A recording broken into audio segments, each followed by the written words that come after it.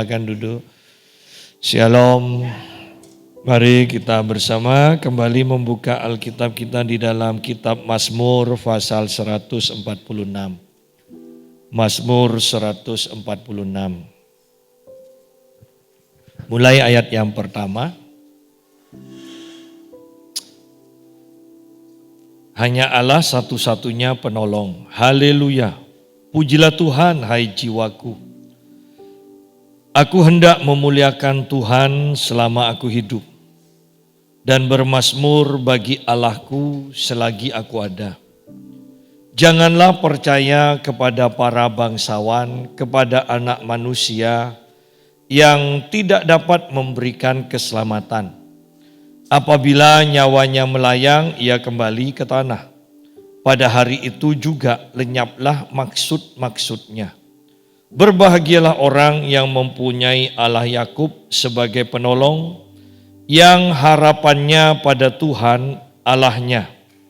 Kita berhenti sampai di sini dulu. Judulnya sudah jelas, mengatakan Allah satu-satunya penolong. Berarti kita diharuskan hanya menjadikan Allah satu-satunya penolong. Tidak ada yang lain dan bukan yang lain.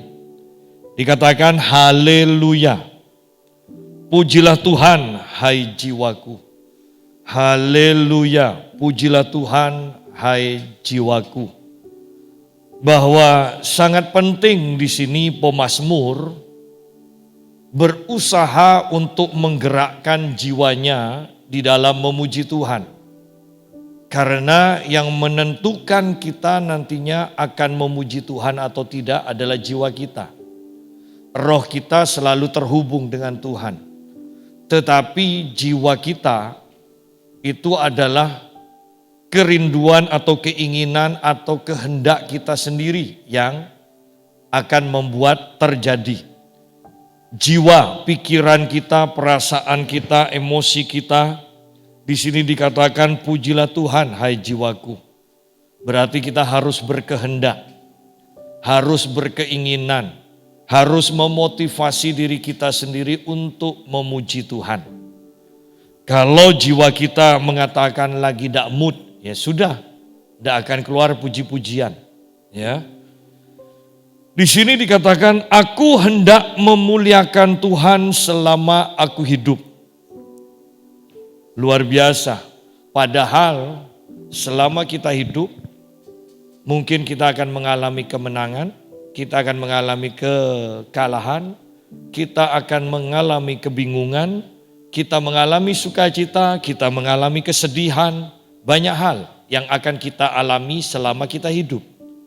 Tetapi pemazmur sudah menetapkan jiwanya. Di sini dikatakan aku hendak, aku ingin, aku hendak, ini jiwa. Aku hendak memuliakan Tuhan selama aku hidup. Berarti dalam segala keadaan pemazmur berkehendak untuk selalu memuliakan nama Tuhan. Ya, itu sangat luar biasa. Ini komitmen selama aku hidup, berarti selama-lamanya, selama kita hidup. Tetapi ada lagi di sini dikatakan dan bermazmur bagi Allahku selagi aku ada. Artinya pemazmur tidak akan menyia-nyiakan waktu dan mengatakan besok aku baru bermazmur. Minggu depan aku baru akan memuji Tuhan, memuliakan Tuhan. Tidak. Karena di sini dikatakan selagi aku ada. Komitmen pemazmur adalah selama dia hidup, dia akan memuliakan Tuhan. Dan dalam memuliakan Tuhan dia tidak mau menunda waktu. Dia berprinsip bahwa inilah kesempatan sekarang untuk memuji Tuhan. Besok tidak jelas. Artinya belum tentu besok kita hidup. Ya. Selagi ada waktu, selagi masih ada waktu, pemazmur mengatakan, aku akan bermazmur bagi Tuhan Allahku. Apakah kita mempunyai kesadaran seperti pemazmur? Ataukah kita kebanyakan sama seperti pemalas? Ya, pemalas kan selalu mengatakan tidur sebentar lagi, melipat tangan sebentar lagi. Tiba-tiba kesusahan datang dikatakan. Tiba-tiba kelaparan datang. Padahal kehidupan pemalas itu adalah selalu menunda waktu. Kalau bisa memuji Tuhan, bermazmur Tuhan sekarang, kenapa harus besok? Sedangkan kita tidak tahu apa yang akan terjadi esok hari. Apakah kita masih punya nyawa untuk bermazmur, untuk memuji Tuhan? Ataukah ini adalah kesempatan yang terakhir? Oleh karena itu ayat ini sangat bagus. Bermazmur bagi Allahku selagi aku ada. Artinya sekarang.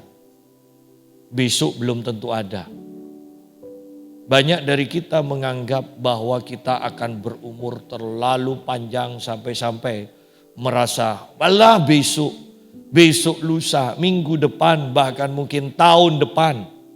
Ya, masih ada waktu untuk memuji Tuhan. Yang kebanyakan kita sudah kenal, Allah nantilah Natal baru aku akan memuji Tuhan. Iya kalau sampai Natal. Kalau hanya sampai hampir Paskah, ya kan? Kita tidak tahu. Oleh karena itu ayat ini sangat luar biasa. Komitmen dari pemazmur, selama aku hidup, aku akan memuliakan Tuhan. Dan dalam memuliakan Tuhan dia tidak akan menunda-nunda waktu. Selagi aku masih ada, sekarang aku akan memuliakan Tuhan. Bukan besok. Jujur banyak dari kita selalu berprinsip besok. Masih ada hari esok. Padahal hidup orang beriman adalah selalu sekarang. Hidup orang iman itu selalu sekarang. Sekarang. Jadi selagi ada waktu, mari memuliakan Tuhan. Mari bermazmur bagi Tuhan. Janganlah percaya kepada para bangsawan. Tentunya ini orang-orang yang mempunyai nama baik, keturunan ningrat dan kaya. Ya. Janganlah percaya kepada para bangsawan. Kenapa? Di sini dikatakan kepada anak manusia yang tidak dapat memberikan keselamatan. Ingat, judul perikopnya adalah Allah satu-satunya penolong. Bahkan bukan Allah satu-satunya, di sini dikatakan hanya Allah. Ditekankan lagi, hanya Allah satu-satunya penolong. Dan dilanjutkan ayat yang ketiga, janganlah percaya kepada para bangsawan. Artinya jangan mengharapkan pertolongan bangsawan. Orang-orang kaya, orang-orang terpandang, orang-orang yang kuat. Baik dalam kedudukan, baik dalam nama, baik dalam kekayaan.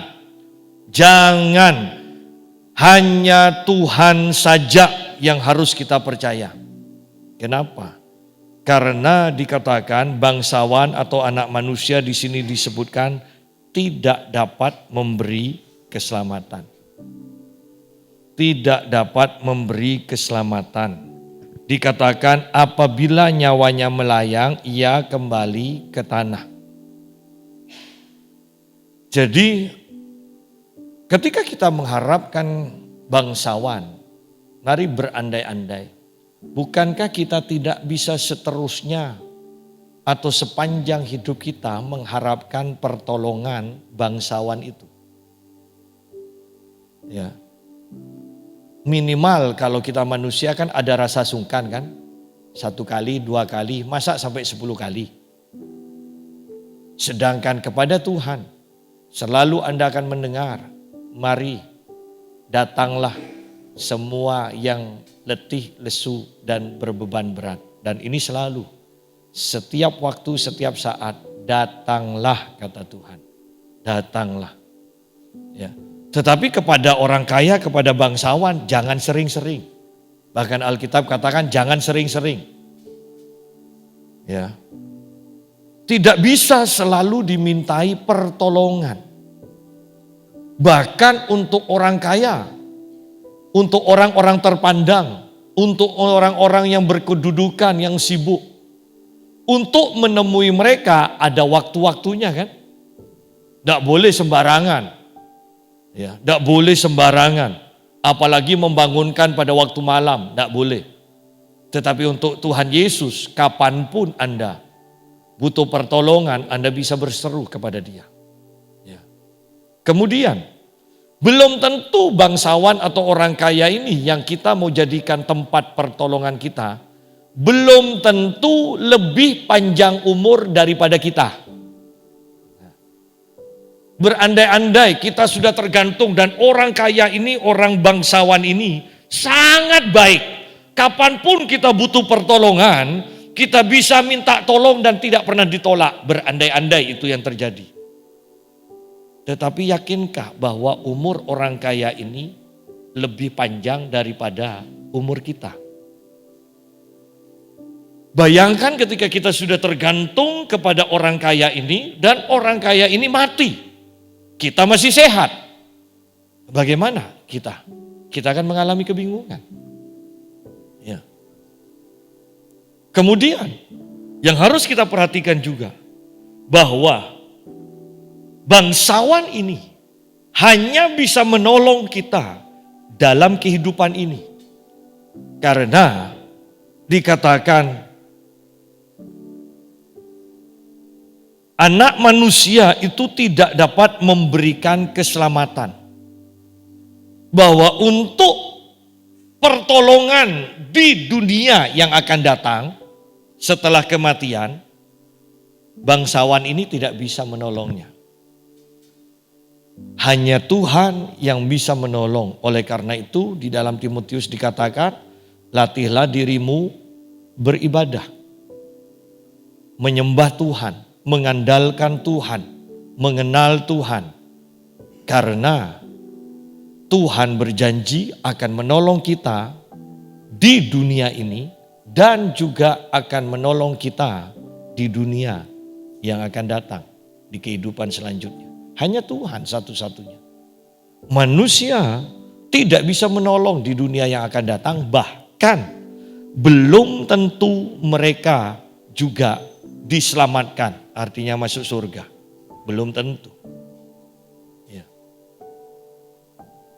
Jadi kalau kita hanya bisa menerima pertolongan yang saya katakan begini, tidak tuntas. Untuk apa? Tetapi kalau Tuhan menolong kita, pertolongannya tuntas. Baik di dunia sekarang, kapanpun juga, dan di dunia yang akan datang dalam kekekalan. Pertolongannya tuntas. Janganlah percaya kepada para bangsawan. Tetapi saya mau katakan, kalau kita tidak hati-hati, maka kita tanpa sengaja, tanpa kita sadari, ingat, kita bisa bergantung kepada bangsawan, kepada orang yang bisa menolong kita. Oleh karena itu, kembali saya tekankan betapa pentingnya setiap hari, setiap pagi kita menyendiri dengan Tuhan. Membiarkan Roh Kudus dan firman Tuhan menyelidiki hati kita. Sehingga sungguh hati kita hanya menjadikan Tuhan satu-satunya penolong kita. Kalau tidak, namanya manusia gampang teralihkan, gampang terseret tanpa sadar. Bahkan kalau yang umum saja, bukankah kita mengetahui bahwa ketika kita dalam kesusahan kita begitu dekat, bisa begitu dekat dan mendekat kepada Tuhan. Tetapi ketika keadaan sudah nyaman, bukankah tanpa sadar kita mengurangi waktu-waktu kita dengan Tuhan? Ya. Tidak berarti saya mengharapkan Anda hidup dalam ketidaknyamanan, dalam kesusahan ya. Tetapi ini harus kita waspadai. Bahwa ketika kita kesusahan kita bisa begitu dekat mengandalkan Tuhan. Tetapi ketika sudah mulai nyaman kita mulai menjauh lagi dari Tuhan. Ini yang harus kita hati-hati. Oleh karena itu saya katakan juga bahwa kita bisa saja loh tanpa sadar kita dulu mengandalkan Tuhan, sekarang kita bisa mengandalkan bangsawan, orang kaya, anak kita, orang tua kita, sahabat, kenalan kita yang kaya, yang dianggap mampu untuk menolong kita. Tetapi ingat, orang yang kita harapkan, mereka sendiri tidak bisa menyelamatkan nyawa mereka sendiri. Ya. Bahwa pertolongan mereka terbatas, pertolongan Tuhan tidak terbatas. Ayat 4, bangsawan itu, anak manusia yang kita minta tolong, apabila nyawanya melayang, ia kembali ke tanah. Ia kembali ke tanah. Dan selesailah. Ia kembali ke tanah dikatakan. Sedangkan Tuhan kita, ketika dia mati, hanya 3 hari dia ada di dalam kubur dan kemudian dia bangkit dengan tubuh kemuliaan. Dia hidup selama-lamanya. Oleh karena itu, ketika kita menjadikan dia penolong, maka dia bisa menjadi penolong kita untuk selama-lamanya. Karena dia tidak ada di dalam kubur. Saya tekankan, dia tidak ada di dalam kubur. Dia tidak perlu pertolongan. Dia tidak perlu doa-doa dari umatnya. Keadaannya jelas. Ketika dia bangkit, ketika dia naik ke surga, ada saksi yang begitu banyak. Bahkan setiap hari selama 40 hari dia menampakkan diri. Ada saksi yang begitu banyak. Sidang jemaat berandai-andai pengadilan, kalau orang sekampung yang menjadi saksi, saya percaya pengadilan itu berjalan dengan cepat. Ya. Jadi inilah Tuhan kita. Tuhan kita tidak ada di dalam kubur. Tuhan kita ada di surga. Bahkan dikatakan dia turut bekerja untuk mendatangkan kebaikan bagi kita. Dan ini saya tekankan kembali, untuk selama-lamanya. Bukankah luar biasa mempunyai Tuhan seperti ini? Apabila nyawanya melayang, ia kembali ke tanah. Pada hari itu juga lenyaplah maksud-maksudnya. Maksud-maksud dari bangsawan ini, saya sederhanakan. Maksudnya menolong kita, itu juga lenyap juga ketika dia mati. Ya. Ada keinginan, ada maksud. Bahwa aku akan melakukan ini untuk si A, si B. Aku akan lakukan ini tahun depannya, aku akan berikan ini, aku akan buat ini supaya semakin baik dan semakin baik. Tetapi ketika orang yang bermaksud ini mati, dikatakan bahkan maksud-maksud baiknya itu lenyap. Tidak terrealisasi dalam kehidupan kita yang mengharapkan maksud-maksud itu terjadi.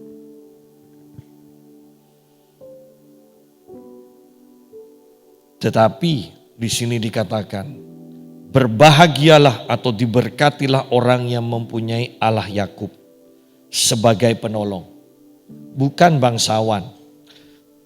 Perbandingannya bangsawan dengan Allah atau Allah Yakub sebagai penolong, yang harapannya pada Tuhan Allahnya. Harapannya pada Tuhan Allahnya. Jadi di sini diberkatilah orang yang mempunyai Allah Yakub sebagai penolong. Kenapa? Karena dia tidak mati. Bahkan dikatakan ayat 6, dia yang menjadikan langit dan bumi, laut dan segala isinya, yang tetap setia untuk selama-lamanya. Yang tetap setia untuk selama-lamanya. Ingat, setia Dia berjanji, dia pasti menggenapinya. Dia bermaksud untuk memberkati kita, maka dia akan memberkati kita untuk selama-lamanya. Dia bermaksud untuk menolong kita, maka dia akan menolong kita untuk selama-lamanya. Karena Tuhan kita tidak pernah mati.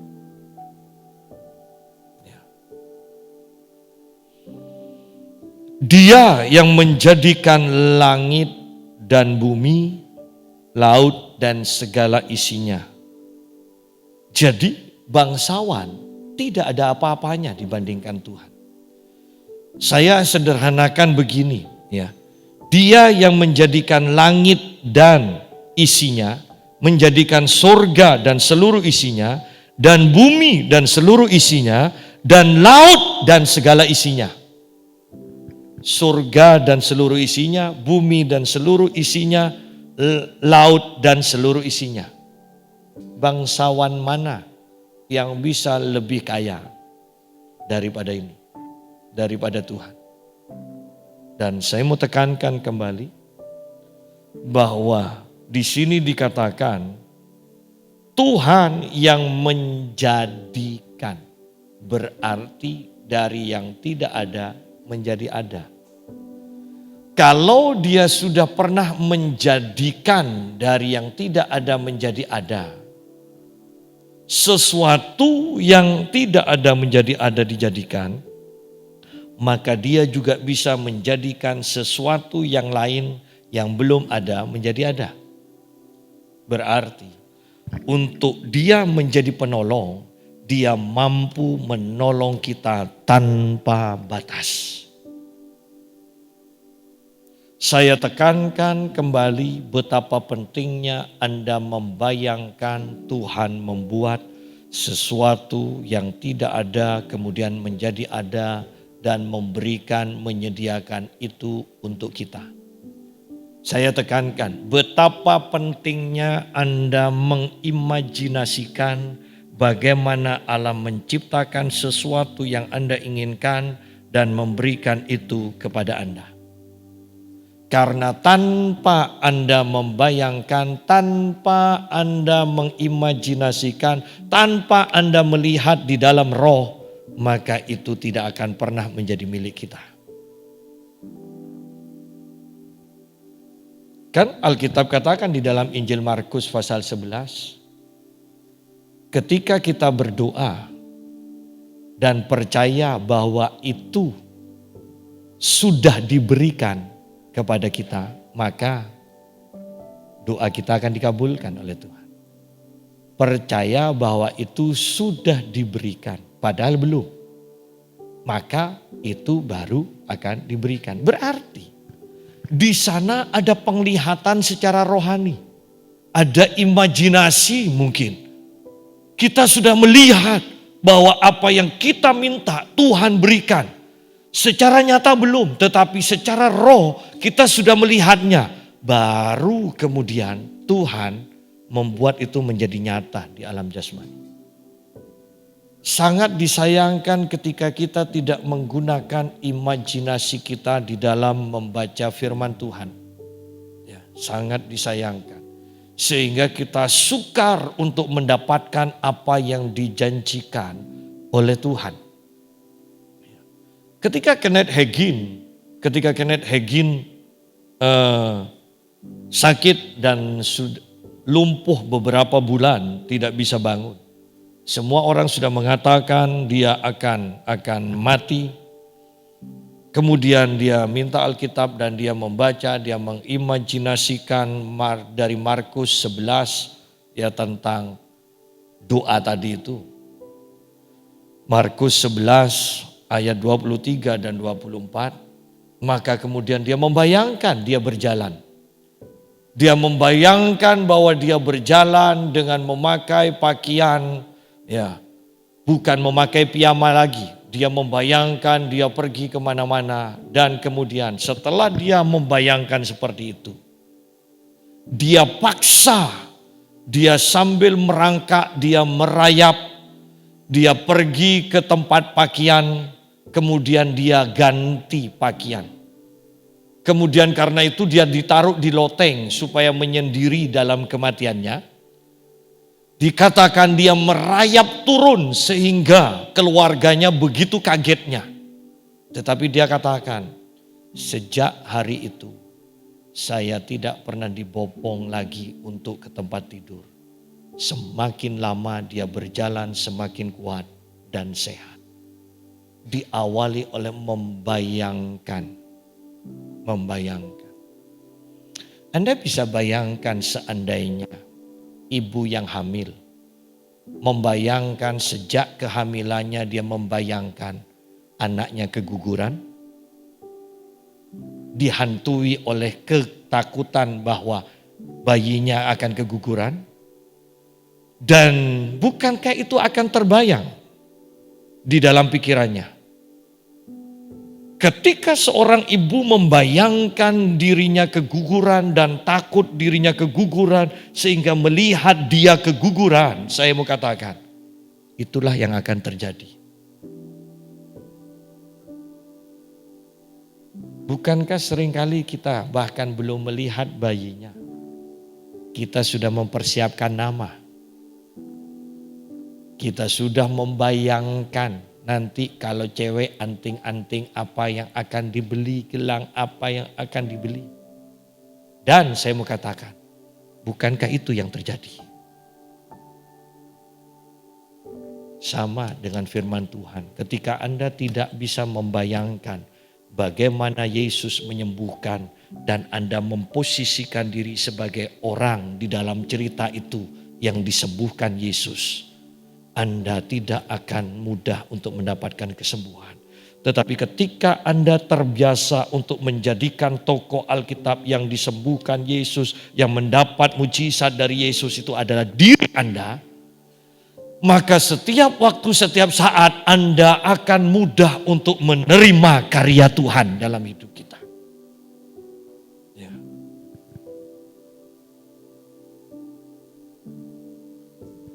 Dialah, ayat 6, yang menjadikan langit dan bumi, laut, dan segala isinya. Yang tetap setia untuk selama-lamanya. Saya tekankan yang tetap setia, dahulu setia, sekarang setia, dan yang akan datang tetap setia. Artinya dia yang berjanji, dia pasti akan menggenapinya. Dan yang berjanji adalah yang menciptakan surga dan seluruh isinya. Yang berjanji adalah yang menciptakan bumi dan seluruh isinya. Yang berjanji adalah yang menciptakan laut dan seluruh isinya. Jadi, apa yang mustahil untuk dia lakukan bagi kita? Saya menekankan Anda harus mampu melihat karya Allah ini melalui dunia roh Anda. Ya, Anda harus mampu melihatnya. Yang menegakkan keadilan inilah Allah kita, satu-satunya penolong. Yang menegakkan keadilan untuk orang-orang yang diperas. Jadi ketika kita diperas, saya tekankan ketika kita minta tolong kepada seseorang, kita anggap dia mampu, saya tekankan. Kalau kita yang diperas berarti anggap kita miskin, minta tolong kepada pengacara, ya, LBH. Nah, kira-kira orang yang memeras kita lebih sanggup atau enggak untuk menyewa pengacara yang jauh lebih baik? Ya, ada LBH, tetapi saya mau katakan bahwa ada pengacara-pengacara yang jauh lebih baik daripada pengacara yang ada di LBH.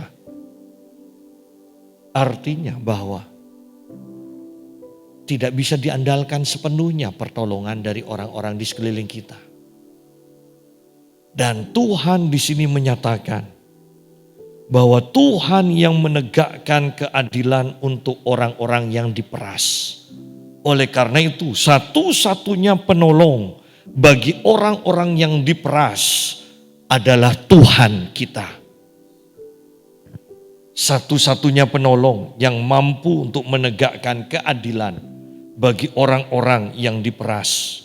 Satu-satunya penolong yang bisa diandalkan untuk kita minta pertolongan ketika kita diperas hanyalah Tuhan. Yang memberi roti kepada orang-orang yang lapar. Bahwa Tuhan kita juga ingat memperhatikan kebutuhan jasmani kita. Jangan selalu berpikir bahwa untuk jadi orang yang rohani, Anda harus selalu lapar, Anda harus selalu miskin. Oh, tidak demikian. Bahkan, bukankah Tuhan Yesus dikenal sebagai pribadi yang suka makan? Ya kan? Tuhan Yesus sering diundang untuk acara makan-makan. Oleh karena itu lihat di sini bahwa hanya Tuhan satu-satunya penolong yang akan memberi roti kepada orang-orang yang lapar. Orang-orang yang lapar hanya bisa berharap kepada satu-satunya penolong, yaitu Tuhan kita. Yang memberi roti kepada orang-orang yang lapar. Bahwa ketika kita makan, ketika kita mampu makan, ketika kita makan makanan yang enak-enak, itu tidak membuktikan bahwa kita orang yang bersifat kedagingan. Saya mau katakan, jadi jangan takut makan, jangan takut minta untuk diberkati oleh Tuhan supaya bisa makan makanan yang enak, roti yang enak dan sebagainya. Tuhan akan memberikan. Yang memberi roti kepada orang-orang yang lapar. Tuhan membebaskan orang-orang yang terkurung. Tuhan membebaskan orang-orang yang terkurung, terikat. Terkurung, terikat, suka menyendiri, tidak berani kepada keramaian. Hati-hati orang yang suka menyendiri dan tidak pede ketika ada di keramaian, ya, yang selalu menundukkan kepalanya takut untuk memandang mata orang di depannya, ya. Ingat, orang yang selalu menunduk ketika bicara tidak membuktikan bahwa orang itu rendah hati. Itu hanya bisa membuktikan orang itu minder, orang itu terkurung, orang itu terikat. Engkau membutuhkan Tuhan untuk melepaskanmu.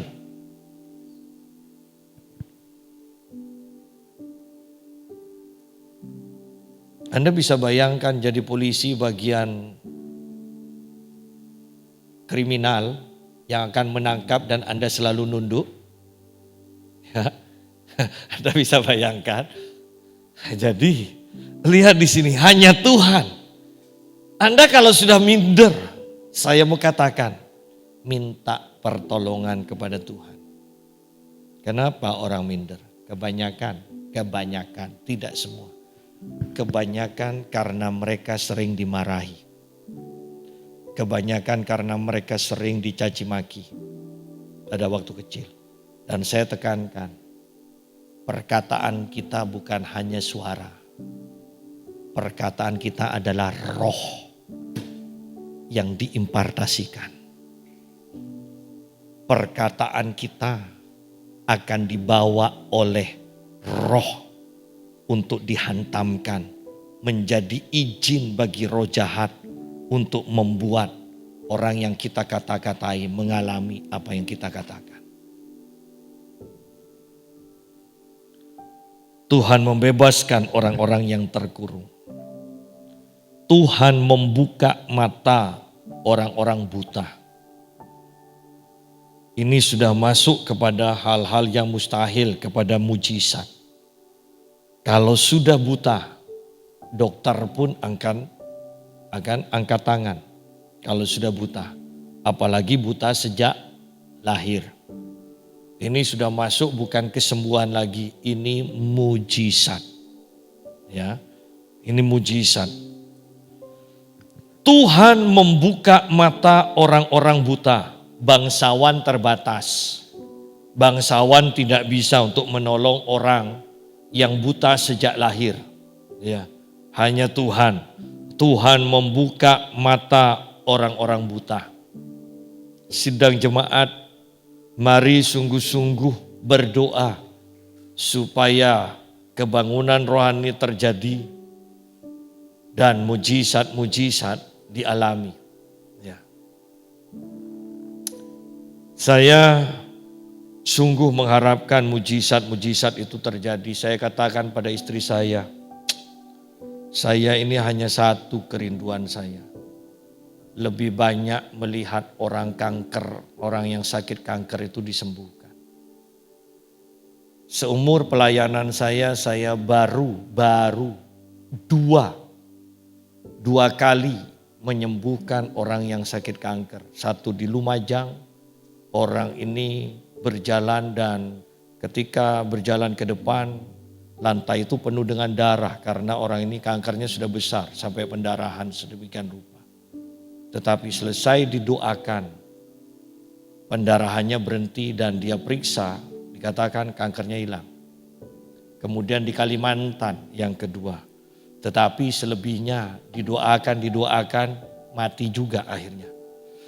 Tetapi saya mau katakan Tuhan tidak pernah salah. Saya yang mungkin kurang sesuai atau tidak sampai pada kehendak yang Tuhan inginkan. Sehingga saya yang harus membenahi diri terus. Saya yang harus terus diubahkan. Sehingga mujizat kesembuhan itu akan semakin banyak. Saya mau katakan bahkan orang buta belum pernah. Tetapi di satu gereja saya mendoakan, saya memanggil orang yang tuli. Dan sekitar 6 orang maju ke depan dan 4 orang bisa mendengar. Jadi sidang jemaat bahwa Tuhan melakukan mujizat. Saya menginginkan kita semua masing-masing mempunyai kerinduan untuk mengadakan mujizat. Berandai-andai sajalah saya tidak usah semua penyakit bisa disembuhkan melalui tangan saya. Cukup misalnya saya khusus kanker. Yang satu lagi jemaat di sini khusus orang buta. Yang satu lagi khusus orang lumpuh. Bukankah dahsyat gereja ini?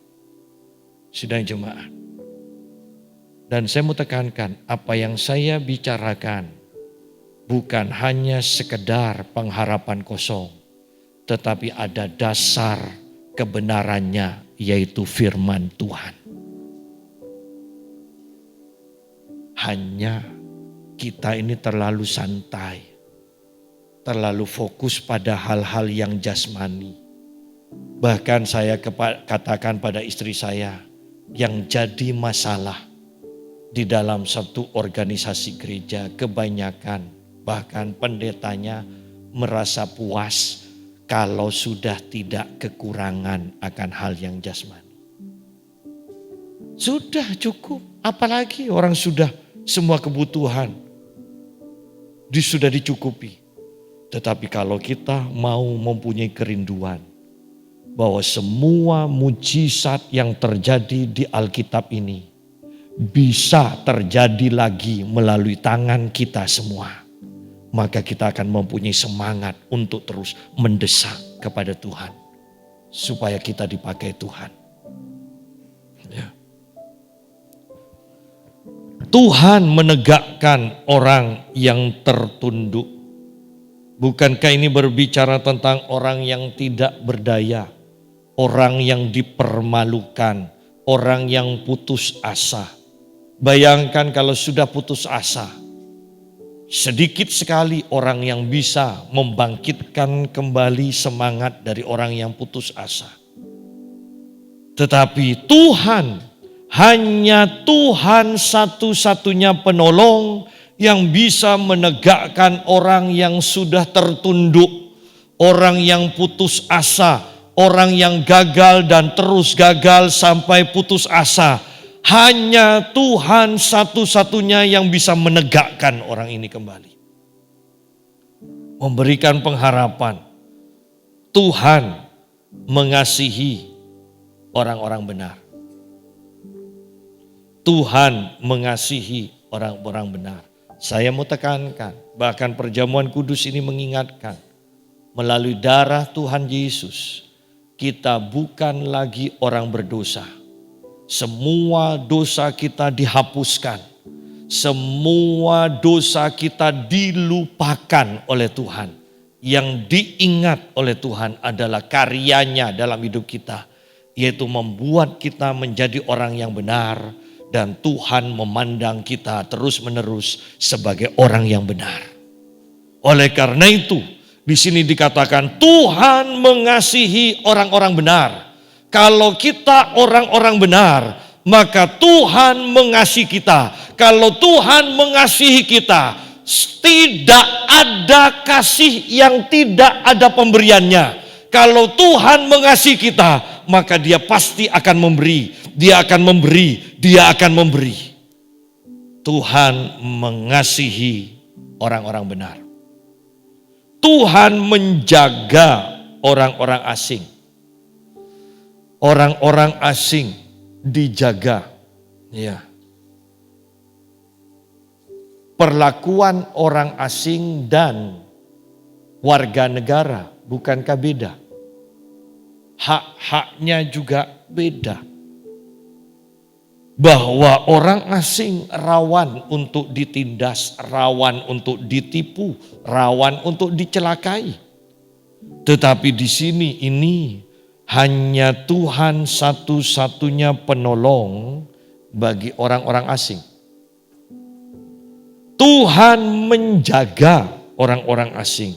Tuhan menjaga anak yatim dan janda yang tidak merasa aman. Ya kan, namanya anak yatim dan janda tidak merasa aman.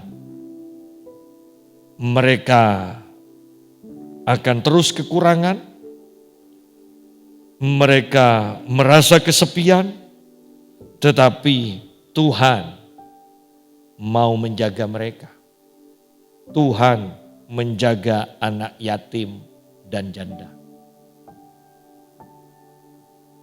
Ditegakkannya kembali. Dikatakan bahwa orang asing, anak yatim dan janda ditegakkan Tuhan kembali. Tetapi jalan orang fasik dibengkokkannya.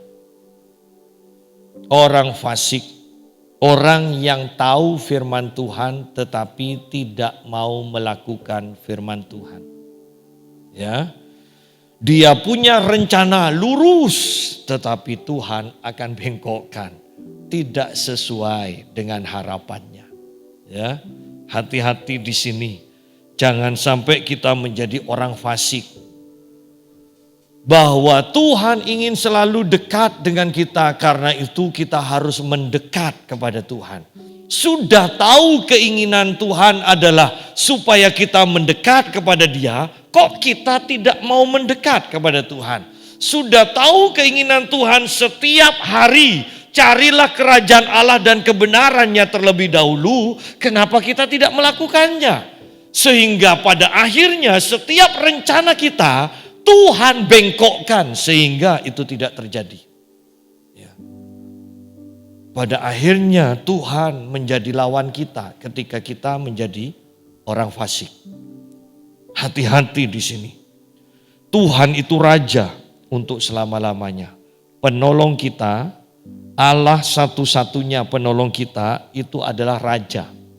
Berbicara raja bukankah berbicara tentang keputusan mutlak. Apa yang sudah diputuskan raja pasti terjadi dan harus terjadi.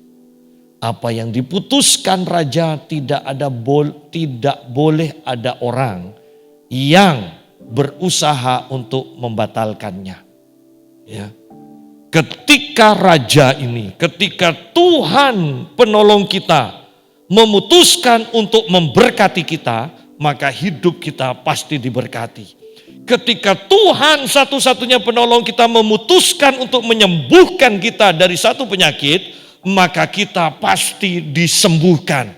Ketika Tuhan sudah memutuskan hidup kita selalu diberkati, maka hidup kita akan selalu diberkati Tuhan.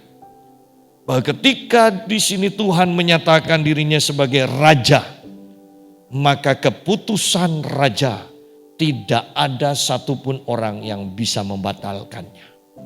Ini sungguh sangat luar biasa.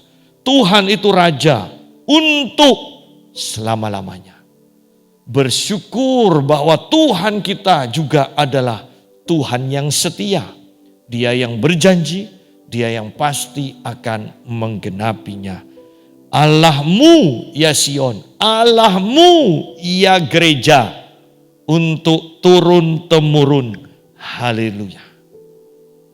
Bahwa Tuhan kita bukan hanya mampu menolong kita, tetapi Dia juga akan menolong generasi kita selanjutnya. Akan terus menolong generasi selanjutnya. Keturunan orang benar akan diberkati Tuhan. Tuhan memberkati.